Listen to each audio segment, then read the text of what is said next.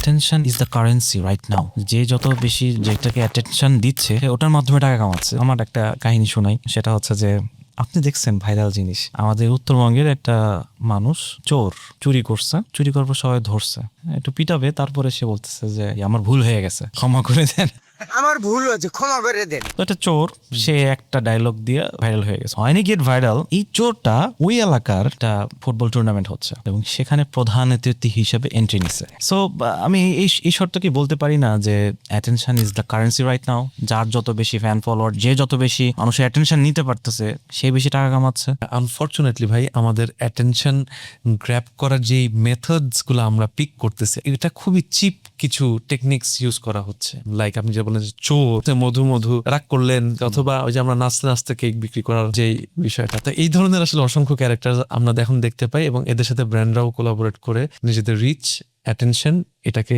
Grab করার চেষ্টা করতেছে।